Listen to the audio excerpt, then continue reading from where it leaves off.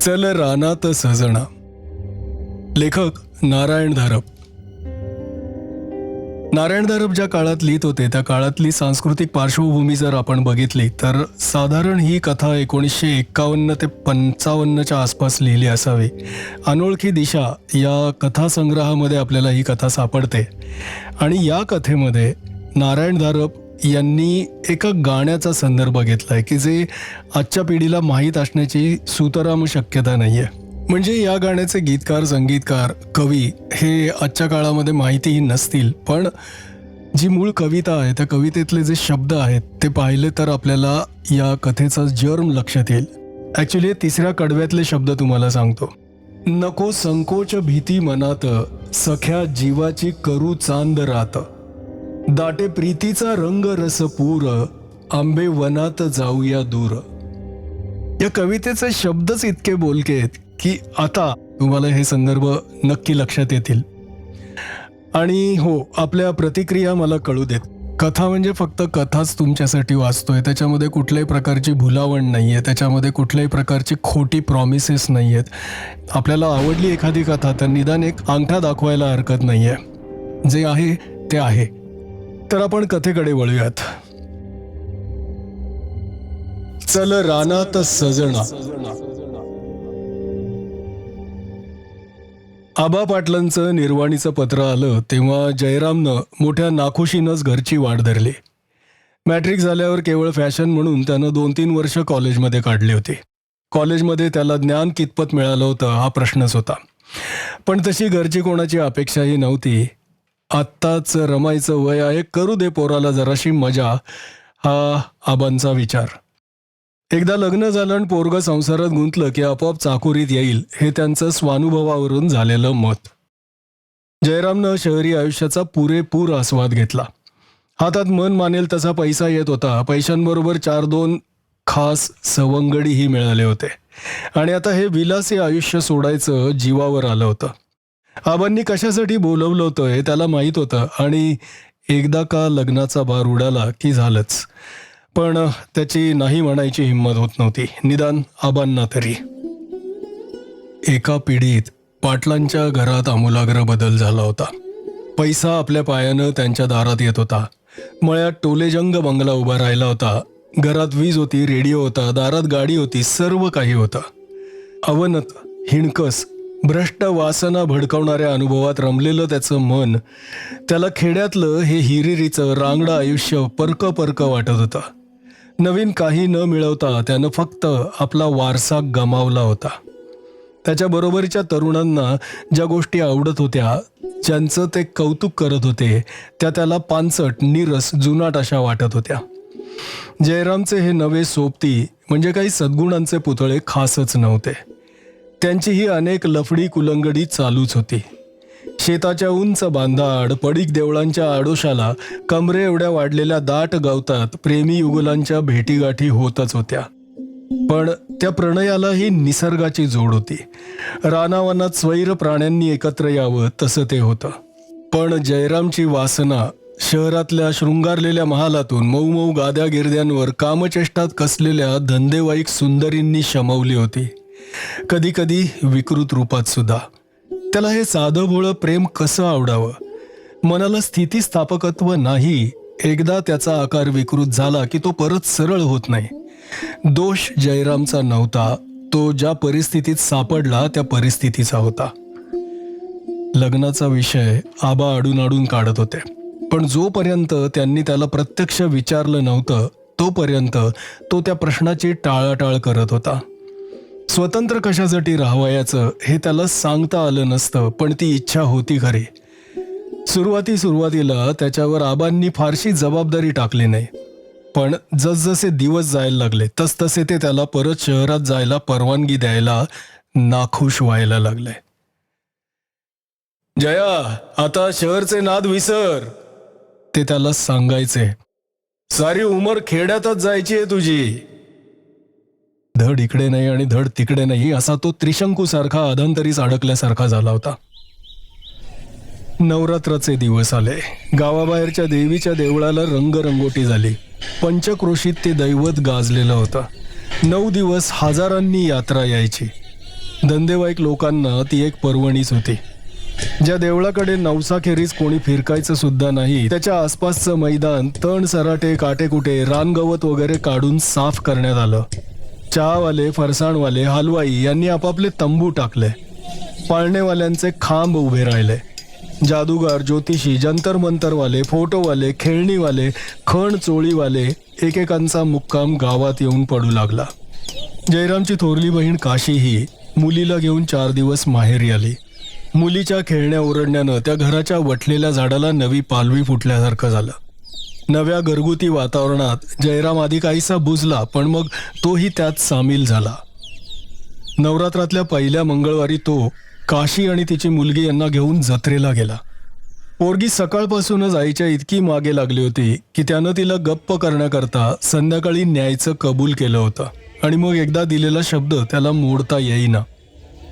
वाटेवर असताना लांबूनच त्यांना माणसांचा गलका ऐकू येऊ लागला.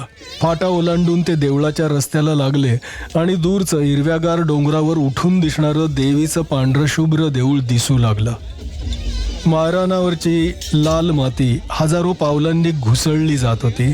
गलका वाढत चालला होता. या साध्या समारंभात एवढा रस घेणाऱ्या लोकांबद्दल आधी त्याला तिरस्कार वाटत होता, पण मग त्यालाही कबूल करावं लागलं की रोजच्या नीरस चाकोरीला कंटाळलेल्या जीवांना वर्षाकाठी येणारी ही एक पर्वणीच होती. जवळ येऊन ते तिघं लोकांच्या गर्दीत मिसळले. काशीला आधी देवीचं दर्शन घ्यायचं होतं. खणा नारळानं देवीची ओटी भरायची होती. पोरीला ओढत ओढत ती देवळाजवळच्या बायकांच्या गर्दीत घुसली व दिसेनाशी झाली. अर्ध्या तासानं घामाघूम होऊन पण आनंदी चेहऱ्यानं काशी बाहेर आली. जया, देवीचं दर्शन घेऊन ये की रे, ती त्याला म्हणाली. तुझं दर्शन झालं ना नीट, मग माझं राहू दे, चल आता जत्रा बघायला. ते तिघं वळले आणि इकडं तिकडं फिरायला लागले. आसपास गोंगाट चालला होता. प्रत्येक स्टॉलवाला ओरडत होता, आसमान में चलो, आने में 10 चक्कर. पाळणेवाला ओरडत होता. हे त्रिकूट पाहून तो म्हणाला, चला बाई, पोरीला पाळण्यात बसवा, चला. बसायचं का ग काशे, जयरामनं हसत विचारलं. मी नको रे बाबा, पोटात कसा गोळा येतो, पोरीला बसव. जयरामनं मुलीला अलगद उचलून पाळण्यात ठेवलं व झोका बसताच कठडा गच्च धरून ती किंचाळत वर गेली आणि डोळे घट्ट मिटून खाली आली. फोटो निकालो मास्टरजी, फोटो निकालो. उघड्यावर स्टुडिओ मांडून बसलेला कॅमेरावाला ओरडत होता. त्याच्या महालाच्या रंगवलेल्या पडद्यासमोर उभं राहून जयरामनं फोटो काढवून घेतला. 2 तोंडाच्या वासराचा अद्भुत चमत्कार पाहिला. धडा वेगळं अजब मस्तक, सगळीकडे डोळे फिरवीत पाण्याच्या परातीत बसून प्रश्नांची उत्तरं देणारं ते मुंडकं पाहिलं. पोरीला खेळणी घेतली. तो मनात म्हणत होता की दोघींना आणलंच आहे तर अशी जत्रा दाखवतो की त्यांच्या कायमची लक्षात राहील. सावल्या लांबल्या होत्या. काही स्टॉल बाहेर गॅसच्या बत्त्या पेटल्या होत्या. माणसांची वर्दळ, आरडाओरडा चालूच होता. ते तिघं चहा घेत हॉटेलच्या बाकावर बसले होते आणि सहज काशीचं लक्ष समोर गेलं. जयरामला चिमटा काढत ती म्हणाली, जया, ती बघ समोर कोण आहे. कोण? तिनं दाखवलेल्या दिशेस पाहत त्यानं विचारलं आणि मग त्याला ती दिसली. 17-18 वर्षांची ती तरणीबाण मुलगी स्वतःशीच हातवारे करत एका खांबाला टेकून उभी होती. मध्येच तिनं मानेला एक हिसका दिला आणि परत माना हलवीत ती स्वतःशीच काहीतरी बडबड करू लागली. ओळखलंस का तिला जया? चेहरा पाहिल्यासारखा वाटतो खरा, पण एकदम नाव काही समोर येत नाही. अरे ती अंतुल्यांची जनी, आपल्या शेजारी गावात राहायची ती. अगं हो की, पण इतकी का मोठी झाली आता? मग काय, तू 5-6 वर्षात पाहिलं नाहीस म्हणून काय वाढायची थांबणार आहे? तिला बोलवू का? पण काशे थांब, ती पूर्वीसारखी तशीच जराशी अर्धवट ना, तशीच आहे. नुसतं वय वाढलंय पण समज म्हणून काही नाही. बोलवू का? मला पण ती चांगली वर्षानं भेटतेय. बोलाव तुला हवं तर, तो जरा साशंक आवाजात म्हणाला. हाताखालची बशी समोरच्या बाकावर ठेवून काशी उठली आणि त्या मुलीजवळ गेली. जयरामकडे व पोरीकडे बोट दाखवून काशी तिला काहीतरी सांगत होती. जनीनं जोराजोरानं मान हलवली आणि ती काशी बरोबर आली. त्याच्या समोरच बाकड्यावर जनी बसली. तिचं ढिलं तोंड आणि भावविरहित डोळे यावरूनच ओळखू येत होतं की तिच्यात काहीतरी उणीव आहे. तिच्या मनाचा पूर्णत्वानं विकास झालेला नाही. तिचं मन डोळ्यात चेहऱ्यावर साकार होत नव्हतं. ते जर असेलच तर खोल कुठेतरी न समजणाऱ्या जगाबद्दलच्या गुंतागुंतीच्या कल्पना कर्दमात अडकून पडलं होतं. शरीरावर त्याचं स्वामित्व नव्हतं. पण निसर्ग, कठोर क्रूर निसर्ग, तो तिचं शरीर कणाकणांनी घडवत होता. तिचा बांधा आधीचाच उफाड्याचा होता, त्यात या निश्चिंत जीवनाची भर. यौवनानं शरीर रसरसून आलं होतं. जयरामला फार वेळ तिच्याकडे पाहावेनाच. त्यानं आपली नजर घाईनं दुसरीकडे वळवली.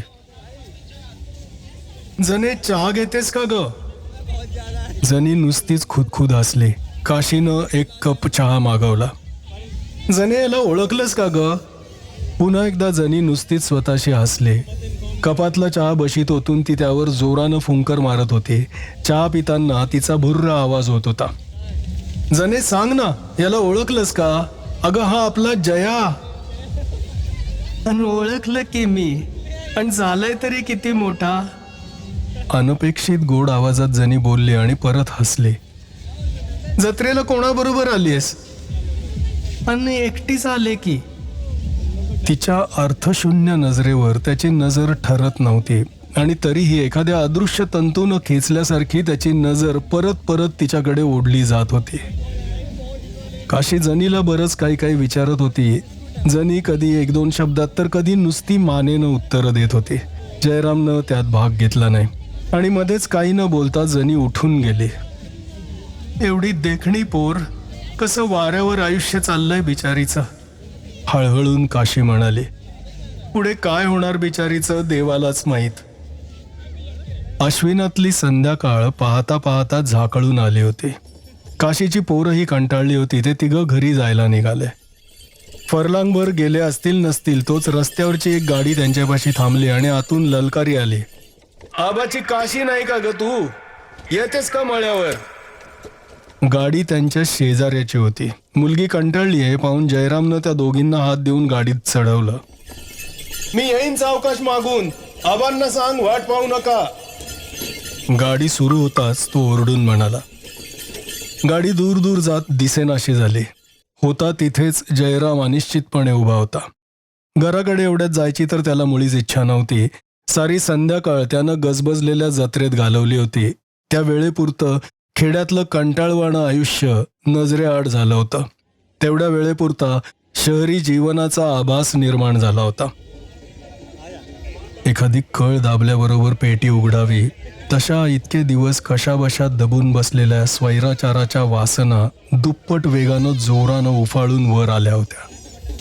आपल्याला काय होतंय त्याला कळत नव्हतं, पण तो विलक्षण अस्वस्थ झाला होता. मनात सारखी चलबिचल चालली होती. काहीतरी आपल्याला बांधून ठेवतंय, जखडून ठेवतंय असं त्याला सारखं वाटत होतं. आणि हे जखडून टाकणारं काहीतरी मोडून तोडून टाकलं पाहिजे, दूर भिरकावून दिलं पाहिजे असं त्याला सारखं वाटत होतं. त्याची पावलं परत जत्रेकडे वळली. आता सर्वत्र दिव्यांचा लखलखाट झाला होता. त्या देखाव्याला आता एक प्रकारचं नाटकी सौंदर्य आलं होतं. जयरामही त्या धकाधकीत शिरला व पाय नेतील तसा भटकू लागला. तो त्यांच्याबरोबर फिरू शकत होता, पण त्या लोकात मिसळू शकत नव्हता. पाण्यात पडलेल्या एखाद्या रेतीच्या कणासारखा तो केवळ प्रवाहाबरोबर फिरत होता, विरघळत नव्हता. बत्त्यांच्या प्रखर प्रकाशात हजारोंनी चेहरे त्याच्या समोरून जात होते. त्या सर्व चेहऱ्यातली तोंड आश्चर्यानं वासलेली होती. आसपासच्या झगझगीत नवलांनी त्या चेहऱ्यातले डोळे विस्फारले होते. सर्वजण मजा लुटत होते. जयराम मात्र त्या सर्वांपासून अलिप्त होता. अल्पवयातल्या भोगविलासाच्या अतिरेकानं त्याचं मन जणू विटलं होतं. त्याला कशातच, या साध्या आनंदात तर खासच नाही, गोडी वाटत नव्हती. हे सर्व मागे टाकून तो अर्थात घरी जाऊ शकला असता, पण तीही त्याची इच्छा नव्हती. दुखावलेल्या भागावरच्या रागानं मनुष्य जसा तोच भाग पुन्हा पुन्हा हाताळून वेदना वाढवून घेतो, तसा जयराम सारखा त्या गर्दीतून फिरत होता. त्याच्या मनात त्या सर्व लोकांबद्दल एक प्रकारचा राग उत्पन्न झाला होता आणि तो क्षणाक्षणाला वाढत होता आणि त्यातच त्याला एक विपरीत समाधान मिळत होतं. असं फिरता फिरता त्याला खांबाला टेकलेली जनी दिसली. जयराम एकदम थांबला आणि लांबूनच तिच्याकडे पाहू लागला. आकाशात चक्रा मारणाऱ्या पाळण्यांकडे ती टक लावून पाहत होती आणि त्या पाळण्याबरोबर तिची दृष्टी खाली वर होत होती. तिचे डोळे मोठमोठे झाले होते, तोंड किंचित उघडं होतं, चेहऱ्यावरचा आनंद इतका उघड दिसत होता की वाटत होतं कुठल्याही क्षणी ती टाळ्या पिटून आनंदानं नाचायला लागेल. त्याच्याकडे कोणी पाहत नव्हतं आणि त्याला कोणी ओळखतही नव्हतं. मगासारखी त्याची नजर आता तिच्यावरून घसरत नव्हती. तो तिच्याकडे अगदी एकटक नजरेनं पाहत निश्चल उभा राहिला. पाळणा फिरायचा थांबला आणि जनी स्वतःशीच खुदखुदून हसली. जयरामच्या सर्व शरीरावरून एक काटा सरसरत गेला. त्याला क्षणभर वाटलं ही अर्धवट अडाणी, येता जाता हसणारी, जत्रेतल्या पाळण्याकडे पाहून हसणारी नाचणारी जनी म्हणजे या मूर्ख गावकऱ्यांचं प्रतीकच आहे. आणि ही अशी जनी. रागाचा डोंब उसळलाच होता, त्यात वासनांचं इंधन पडलं. एक क्षणभर त्याच्या शरीराचा कंप अनावर झाला. डोळे घट्ट मिटून त्यानं चेहऱ्यावरून 2-3दा हात फिरवला आणि मग तो पुढे निघाला. जने, तिच्याजवळ येऊन त्यानं हाक मारली. त्याचा आवाज कठोर झाला होता. जनी दचकली व वळली. त्याला पाहताच तिच्या चेहऱ्यावर हसू आलं. काय रे जया? तिच्या आवाजानं त्याला पुन्हा एकदा धक्का बसला. चल माझ्याबरोबर, तो करड्या आवाजात म्हणाला. काही न बोलता ती निमूटपणे त्याच्याबरोबर जायला निघाली. कुठे जावं हे त्यालाही कळलं नव्हतं. त्याच्या सर्व क्रियाच असंदर्भ होत्या. पण गर्दीतून पाय नेतील तिकडे तो भरकटत होता आणि त्याच्याबरोबर जनी ही बिनतक्रार चालले होते. कुठे नेतोयस, काय काम आहे, हा किंवा असा एकही प्रश्न तिनं विचारला नाही. तिची ही लाचारी, हा दीनपणा पाहून त्याचा संताप आणखीच वाढत होता. देवीच्या देवळाला वळसा घालून ते मागच्या बाजूस आले. येतपर्यंत दिव्याचा प्रकाश पोहोचत होता, पण गलका मात्र खूपच कमी झाला होता. एका खडकावरची जागा हातानं साफ करून जयराम तिथे बसला. जनी त्याच्या समोर उभी राहिली.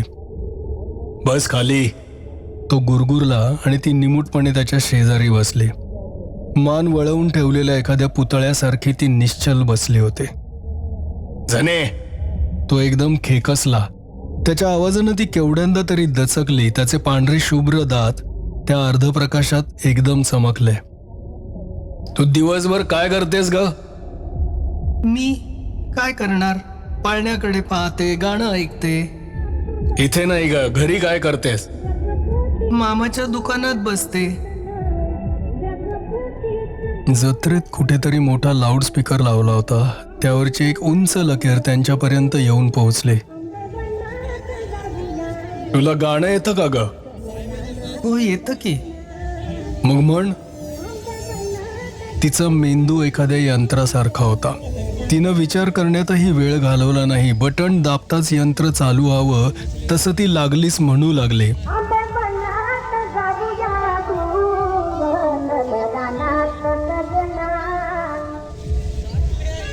तिला हे गाणं एकदम कसं आठवलं ते त्याला समजलं नाही. तिचा आवाज गोड होता, वरच्या दर्जाचा होता. ऐकलेल्या सर्व बारीक सारीक ताना ती अगदी सही सही गिरवत होती, पण ती केवळ एक यांत्रिक नक्कल होती. पुरे, त्याच्या तोंडून शब्द निघताच ती गप्प बसली. राग त्याच्या मस्तकात थैमान घालत होता. समोरचा देखावा विरघळत होता, परत उभा राहत होता. हे गाव, हे आयुष्य, ही जनी वेडपट. चल रानात सजना, काय चल रानात सजना. वादळातल्या लाटेसारखे ते शब्द परत परत त्याच्या मनावर धडका देत होते. जयराम एकदम उठला आणि जवळजवळ ओरडलाच. चल माझ्या बरोबर. आताही ती त्याच्याबरोबर उठली. तो देवळाच्या मागच्या बाजूस निघाला. मागे जंगल होता, अंधार होता, शुकशुकाट होता. तिचा हात धरून जयराम तिला अंधारातून, खाच खळग्यातून खेचत नेत होता. पण अजूनही ती काही तक्रार करत नव्हती. निरंकुश सत्ता नेहमीच वाईट असते. दाट जाडीतलं ते तळं एकदम त्याच्या समोर आलं. वारा पडला होता. आकाशात अस्पष्ट चंद्रकोर तरंगत होते. पाणी एखाद्या काळ्या काचेसारखं समोर पसरलं होतं. काळा डोह, काळी रात्र, काळी वासना. वासनेनं सारं शरीर धगधगत आहे असं त्याला वाटत होतं. सारं रक्तच उकळत आहे, डोळ्यातून वाफा निघत आहेत असं वाटत होतं. एक हिसका देऊन त्यानं जनीला खाली गवतावर पाडलं. हे असं काय रे जया? ती आपल्या गोड आवाजात म्हणाली. तो बोलण्याच्या अवस्थेतच नव्हता. त्यानं तिला एक चपराक लगावून दिली. चुप. तो घशातल्या घशात पुटपुटला. अजाण जनीला कशाचीही कल्पना नव्हती. तिच्या शरीराची होणारी विटंबना, तिला त्याचा अर्थही कळला नाही. त्यातली वेदना मात्र तिला जाणवत होती. त्या वेदनेनं मात्र तिच्या तोंडून अगदी आर्त असा विव्हळण्याचा आवाज निघाला आणि त्या आवाजाबद्दल तिला आणखी एक जोराची चपराक बसली. वासनेच्या गर्तेत त्याचा पशु झाला होता. काळ्या रात्रीवरही डाग पडावा इतकी ती अघोरी होती, दुष्ट होती, किळसवाणी होती. ती रात्र पाहून नवजात चंद्रकोरही ढगाआड गेली. जयराम जेव्हा दूर झाला तेव्हा जनी स्वतःशी रडत होती, हळू आवाजात. चल उठ. तो ओरडला, पण त्या आवाजाला आता धार नव्हती. ती जागची हलली नाही. तिचे अस्ताव्यस्त पडलेले कपडे त्यानं तिच्या अंगावर फेकले आणि परत तो जरा मोठ्यानं ओरडला. चल उठ, कपडे घाल, चल. मी मामाला सांगणार आहे की जयानं खबरदार, कोणाजवळ एक शब्द बोललीस तर. तो दरडावून बोलला, पण आता भीती जन्माला आली होती. तू ऐकलंस का जने? तिला गदागदा हलवत तो ओरडला. याद राख, कोणाजवळ एक शब्द बोललीस तर याद राख. पण क्षणाक्षणाला त्याची भीती वाढत होती, कारण त्याला तिचा भरवसा वाटत नव्हता. कृती आणि परिणाम यांची सांगड घालायला तिचं मन असमर्थ होतं हे त्यानं ओळखलं. जनी बोलत नव्हती. एखाद्या दुखावलेल्या जनावरासारखी स्वतःशीच विवळत होती. त्यानं तिला कसं बसं उठवलं व बस्तं केलं. त्याचा हात तिनं रागानं झिडकारून टाकला. तिला कोणत्या उपायानं गप्प करावं हे त्याला सुचेना. दंडाला धरून त्यानं तिला उभी केली.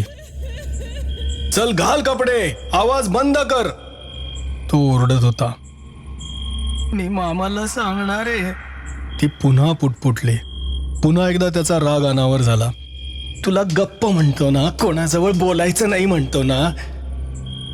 शब्दागणिक तिच्यावर प्रहार करत तो ओरडत होता. तिनं त्याच्याकडे पाहिलं. ती पुरी घाबरली होती. भयानं तिचे डोळे विस्फारलेले होते. एक क्षणभरच त्यांच्यावर प्रकाशाची एक तिरीप पडली व ते चमकून उठले. दुसऱ्या क्षणी तिनं एक अनपेक्षित गोष्ट केली. अर्धवट घातलेले कपडे तिनं पोटाशी गोळा केले व त्याच्यापासून ती एकदम दूर पळून गेली. एक सेकंदभर स्थिमित होऊन जयराम पाहतच राहिला आणि एकाएकी त्याच्या ध्यानात आलं की ही जनी जर अर्धनग्न अवस्थेत जत्रेत जाऊन पोहोचली आणि तिथं तिनं आपल्या नावाचा ओरडा केला की संपलंच. जने थांब. एक मोठी आरोळी देऊन तो तिच्या पाठलागावर धावला. त्याच्या आवाजासरशी तिनं एकदा मागे वळून पाहिलं आणि तो मागोमाग येतोय असं पाहताच ती आणखी जोरानं पळू लागली. वाटेत झुडपं होती. तिचेही कपडे सारखे सारखे पायात येत होते. तिची गती अगदीच संथ होती. जयराम झपाट्यानं अंतर काटू लागला. आधीच अर्धवट आणि आता भयभीत झालेल्या तिच्या मनात काय काय विचार आले असतील हे कळणं अशक्य आहे. रानात जाता येत नाही हे पाहताच ती तलावाच्या बाजूला वळली.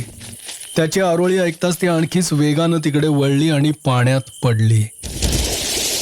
जयराम तिथपर्यंत आला आणि धापा टाकत काठावर उभा राहिला.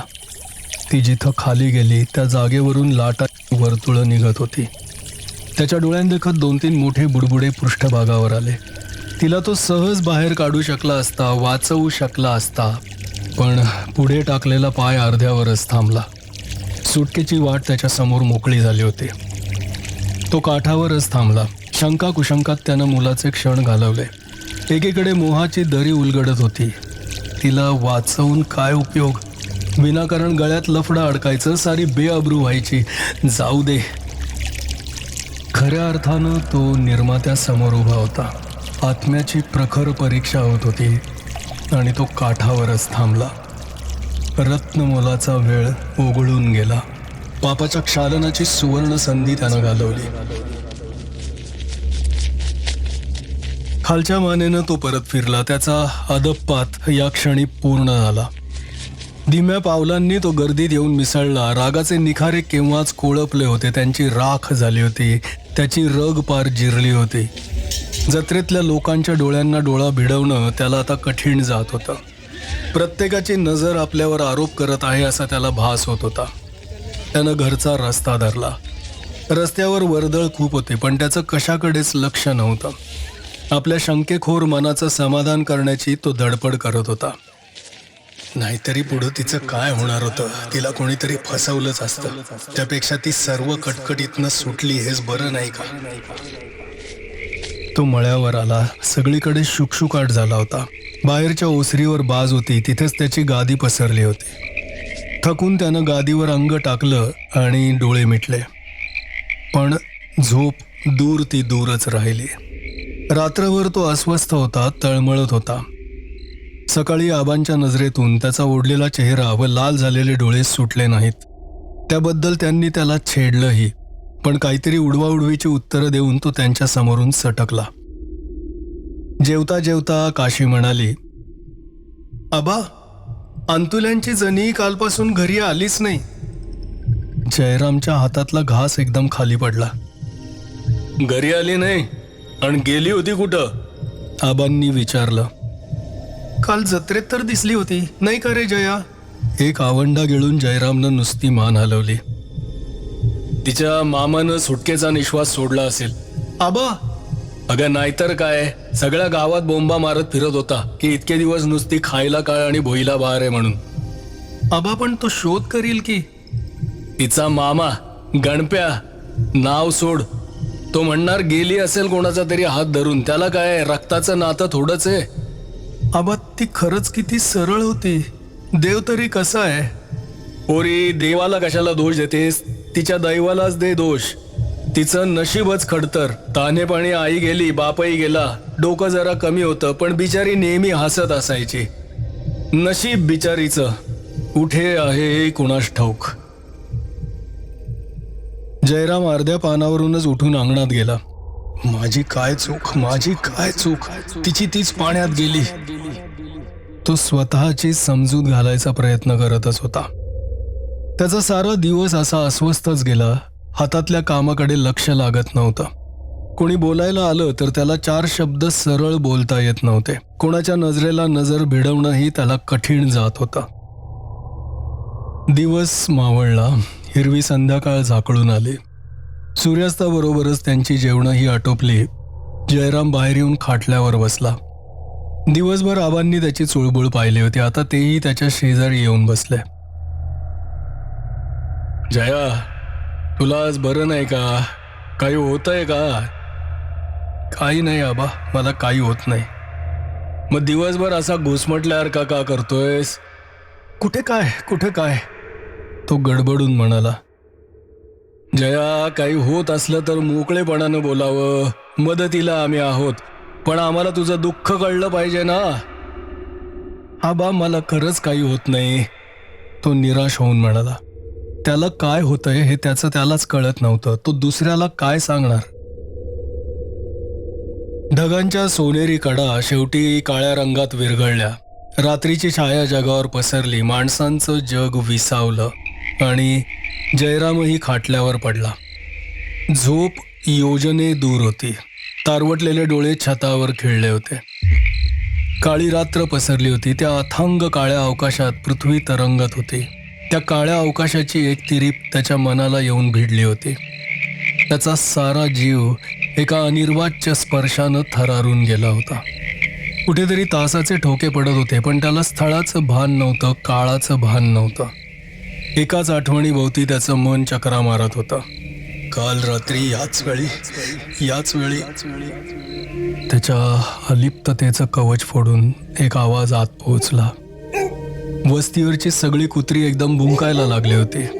आधीच बावरलेल्या त्याच्या मनाला या अनपेक्षित आवाजानं आणखीच धक्का बसला. तो ताडदिशी उठून बसला. लांबवरच्या कुत्र्यांच्या भुंकण्याचा सूर आता मळ्यावरच्या कुत्र्यांनीही धरला होता. एकाएकी भुंकायला त्यांना काय झालं होतं? आणि मग त्याला वाटलं की या कुत्र्यांच्या भुंकण्यातूनही त्याला एक प्रकारचा अस्पष्ट आवाज ऐकू येतोय. आधी आवाज अगदी अस्पष्ट होता. आवाजाची नुसती शंकाच होती, तरी त्या आवाजात एक वेगळाच तीक्ष्णपणा होता, एक वेगळीच धार होती. पण क्षणाक्षणानं तो आवाज जवळ येऊ लागला. तो विलक्षण गोड आवाज एक गाणं म्हणत होता आणि त्या गाण्याची ओळख पडताच त्याच्या जीवाची विलक्षण घालमेल झाली. एक क्षणभर हृदयाचे ठोके थांबले आणि मग काळीज दुप्पट वेगानं धडधडायला लागलं. हेच गाणं याच आवाजात त्यानं 24 तासांपूर्वीच ऐकलं होतं.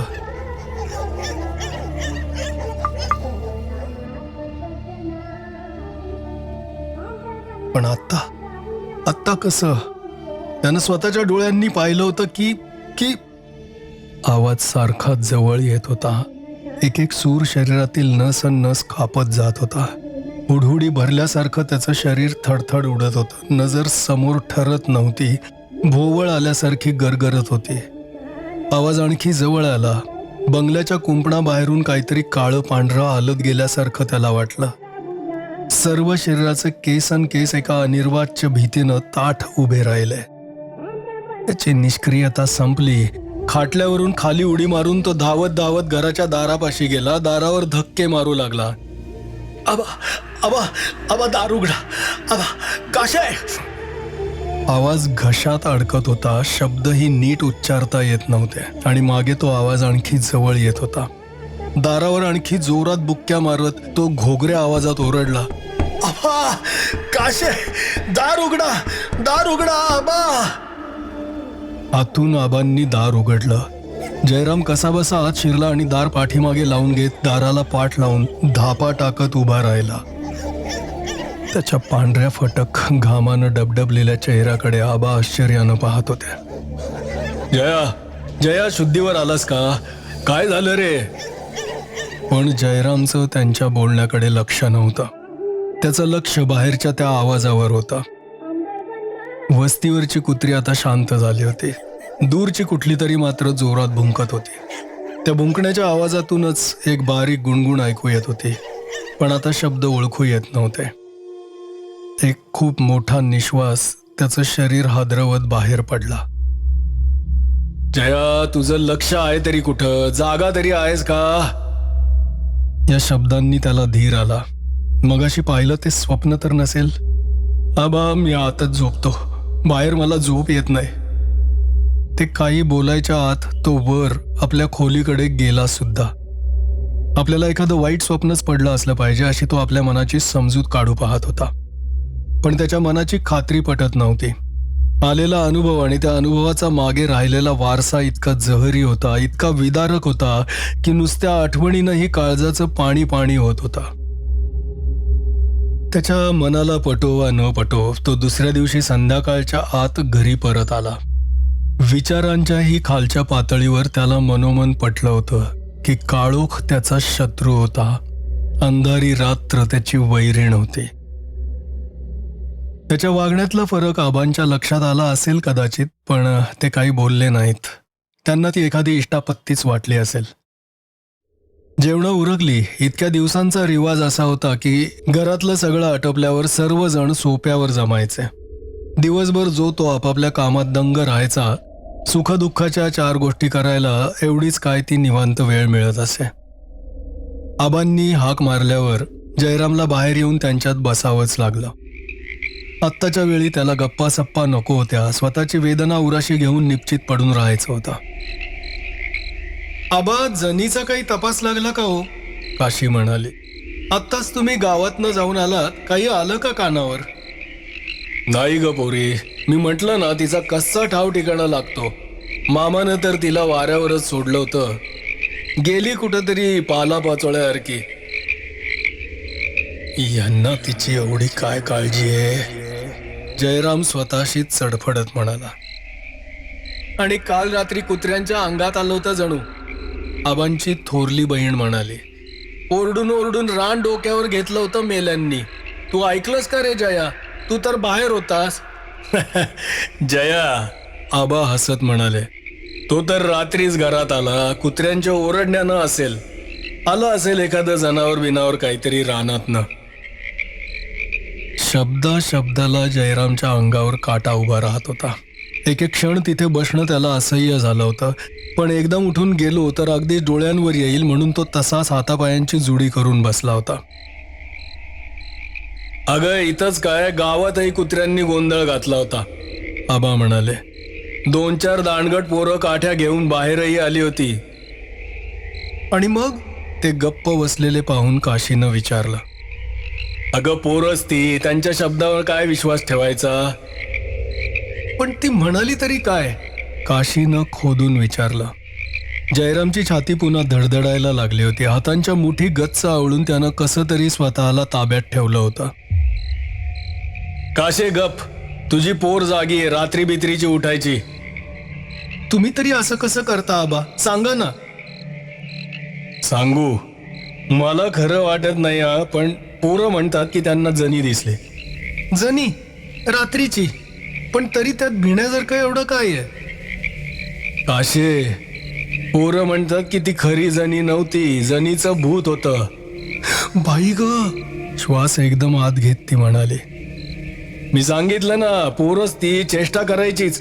गावात सगळ्यांच्या तोंडी जनीचाच विषय, तेवढं त्यांना पुरलं झालं. पण असली कसली बाई अघोरी चेष्टा. ते तर आणखी तिखट मीठ लावून सांगतात. म्हणतात की तिची पावलं आत वळलेली होती. आणि जयराम पुढचं ऐकायला थांबलाच नाही. हिव भरून आल्यासारखी त्याला हुडहुडी भरली होती. ताडदिशी उठला आणि वर निघाला, पण त्याचा तोल राहत नव्हता. जिन्याचा आधार घेत तो कसा तरी खोलीत पोहोचला आणि जाड पांघरून डोक्यावरून ओढून घेऊन डोळे घट्ट मिटून पडला. अर्धवट गुंगी आणि अर्धवट झोप अशा अवस्थेतून एखादा झटका बसल्यासारखा तो जागा झाला. बाहेर कुत्र्यांचं कर्कश ओरडणं सुरू होतं. हळूहळू त्यानं डोक्यावरचं पांघरून काढलं. खोली अंधारात होती. खिडकीच्या चौकोनातून काय चांदण्याचा प्रकाश येत होता तेवढाच. कुत्र्यांचा आवाज आणि त्यातूनही ऐकू येणारे ते गाण्याचे सूर. आज ते आणखी स्पष्ट ऐकू येत होते. गाणारी व्यक्ती जणू काही बंगल्याबाहेरच होती. त्याला न समजणाऱ्या, आवरता न येणाऱ्या कोणत्या तरी प्रेरणेनं तो कॉटवरून उतरला, खिडकीकडे गेला आणि बाहेर पाहू लागला. कुठेतरी चंद्र उगवला होता आणि त्या प्रकाशात रस्त्याची पांढरी शुभ्र पट्टी समोर पसरली होती. पण त्याचं लक्ष एका आणि एकाच गोष्टीवर खिळून राहिलं. डोळे त्या वस्तूला जणू जखडले गेले. रस्त्यावरून कंपाऊंडच्या कडेकडेनं काहीतरी हलके हलके पुढे सरकत होतं. ते काहीतरी काळं पांढरं होतं. त्याच्या सर्व बाजूवर एखाद्या ओल्या पदार्थासारखी चकाकी होती. तो खिडकीत आल्याची जाणीव त्याला झाली म्हणून ते थांबलं का तिथे थांबलंच असतं हे त्याला कळलं नाही. जवळजवळ त्याच्या समोर ते थांबलं आणि इतका वेळ अधोमुख असलेला चेहरा वर झाला. 2 डोळे ठिणग्यांसारखे लक्कन चमकून उठले. पुढे काय होणार याची त्याला कल्पना होती, पण तो काही करू शकला नाही. डोळेही मिटू शकला नाही किंवा कानात बोटं घालून तो जहरी आवाजही थोपवू शकला नाही. तेच ते शब्द, तीच ती लकब. तिरमिरी येऊन तो मागे कोसळला आणि त्याच्या मनोपटलावरून चांदण्यातलं ते विद्रूप ध्यान, कुत्र्यांचा गलका आणि या सर्वातूनही घुमत येणारे ते विषारी गाणं सारं काही पुसलं गेलं. त्याला परत शुद्ध आली तेव्हा सर्वत्र सामसूम होती. एखाद्या रोग्यासारखा तो धडपडत कॉटच्या आधाराला गेला. सकाळी उठून तो आरशासमोर उभा राहिला तेव्हा त्याला दिसलं की तो खरोखरच एखाद्या आजाऱ्यासारखा दिसत होता. डोळे लाल भडक झाले होते व खोल गेले होते. चेहरा फिकट पिवळा पडला होता आणि ओढल्यासारखा दिसत होता. नजर एका ठिकाणी स्थिर होत नव्हती. हातापायातही जोर नसल्यासारखं वाटत होतं. असं हे फार दिवस चालणं शक्य नाही ही त्याची खात्री पटली. जीवाला लागलेला हा घोर जर दूर झाला नाही तर त्याला जगणंही कठीण होणार होतं. या प्रकाराचा काय तो सोक्ष व्हायलाच हवा होता. गरम गरम चहा घेऊन खूप गरम पाण्यानं स्नान केल्यावर जराशी हुशारी आली. काय करायचं हे त्यानं ठरवलं होतं. प्रत्यक्ष त्या जागी जाऊन स्वतःची खात्री करून घेण्याचा त्याचा विचार होता. रात्री तिथे धोका असेल कदाचित, पण दिवसा उजेडी जायला काय हरकत आहे. मनाचा शाबूत असलेला एक कोपरा विचारत होता. 10च्या सुमारास तो घरून निघाला. देवीच्या देवळापर्यंत येई तो 12 वाजले. त्या दिवशी गजबजलेला माळ आता उजाड आणि ओसाड झाला होता. हजारोंच्या वर्दळीनं तुडवली गेलेली लाल सपाट जमीन व केरकचऱ्याचा खच एवढंच काय ते मागे राहिलं होतं. देवळाला वळसा घालून तो मागच्या रानात शिरला. झाडांवर कडक ऊन पडलं होतं, पण खाली केवळ गर्द हिरवा प्रकाश झिरपत होता. इथे गारवा होता, शांतता होती, निश्चलता होती. खोल पाण्याच्या तळाशी असंच असेल. त्याच्या अंगावर शहारा आणणारा विचार त्याच्या मनात आला. पायांखाली रान तुडवत तो तलावाच्या काठावर येऊन पोहोचला. इथंच ती खाली गेली, तो मनाशी म्हणत समोर पाहू लागला. सूर्य डोक्यावर आला होता आणि आता वारा पडला होता. तलावाची अभंग काळी काच समोर पसरली होती. त्यावर एक लहानसा सुद्धा तरंग उठत नव्हता. इतकी शांतता त्यानं यापूर्वी कधीही अनुभवली नव्हती. साऱ्या सृष्टीनं जणू आपला श्वास रोखून धरला होता. पण ही शांतता समाधान देणारी नव्हती, जीवाला विलक्षण अस्वस्थ करणारी होती. तो आणखी पुढे सरकला आणि पाण्यात पाहू लागला. सूर्याचं ऊन खूप खोलपर्यंत पोहोचत होतं. त्याला वाटलं की आपली दृष्टी ही खूप खोलपर्यंत पोहोचते. आणि तिथे तळाशी त्याला काहीतरी दिसलं, अस्पष्ट असं काहीतरी. पण आता पाणी हलू लागलं होतं आणि ती प्रतिमा तडकली होती. वारा अजिबात नव्हता तरी पाणी हालत होतं. मग त्याला दिसलं की ही हालचाल आतून, पाण्यातून, खालून होतेय. ज्या ठिकाणी त्याला आत काहीतरी दिसलं होतं तिथूनच लाटांची वर्तुळं पसरत जात होती. पाण्याखाली गेलेल्या सूर्यप्रकाशातून काहीतरी वर येत होता. आपल्याला इथे धोका आहे, इथे थांबता कामा नये हे त्याला कळत होतं, पण त्याचे अवयव त्याची आज्ञा मानायला तयार नव्हते. समोरच्या भयंकर दृश्यावर त्याचे डोळे त्याच्या इच्छेविरुद्ध खिळून राहिले होते. आणि सरते शेवटी त्याला जनीच्या चेहऱ्याची ओळख पटली. पाण्यात पाहिल्यानं तो विकृत व पसरट दिसत होता. अधूनमधून तिचे केस त्यावरून एखाद्या काळ्या पडद्यासारखे जात होते, पण त्या चेहऱ्यातले डोळे सताड उघडे होते आणि ते त्याच्यावर खिळलेले होते. तिचं मस्तक पाण्यावर आलं आणि त्याच क्षणी आसपासचं सारं रान डिवचल्या गेलेल्या एखाद्या आग्या मोहोळासारखं रागाचा गुंजारव करून उठलं. त्या विलक्षण आवाजातही त्याला त्या गाण्याचे सूर ओळखू आले. घाबरून तो मागे वळला, पण क्षणापूर्वी पाण्यात दिसलेली जनी आता रानातून त्याच्याकडे येत होती. डोळ्यात चमक व ओठांवर त्या ओळी. जनी आपल्या प्रियकरासाठी आली होती. एक अर्धवट किंचाळी त्याच्या तोंडून निघाली व तो मागे सरकला. पण मागे सरायला जागा नव्हती. चारी बाजूंनी त्याच्या भोवती गार पाणी आलं व आणखी काहीतरी. धडपड करायला सुद्धा जागा नव्हती. हातपाय कसल्या तरी लांबच लांब कपड्यात गुंतून पडले होते. नाकातोंडांवर लांब लांब केस येत होते. कानात शेवटपर्यंत ते गाणं घुमत होतं आणि शरीराभोवती चारी बाजूंनी काहीतरी. 7-8 दिवसांच्या अविश्रांत शोधानंतर तलावात जयराम आणि जनी या दोघांचे देह सापडले. जनीचे हात त्याच्या भोवती होते व ते दूर करायला लोकांना अतिशय परिश्रम पडले.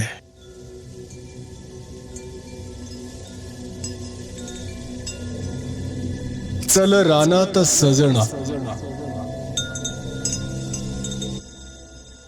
मित्रांनो, नारायण धरब यांच्या शब्दांमध्ये एवढं सामर्थ्य आहे की डोळ्यांसमोर आपोआप चित्र उभी राहतात. आणि त्याला या गाण्याची बॅकग्राऊंड. तुमची प्रतिक्रिया ऐकायला मला आवडेल.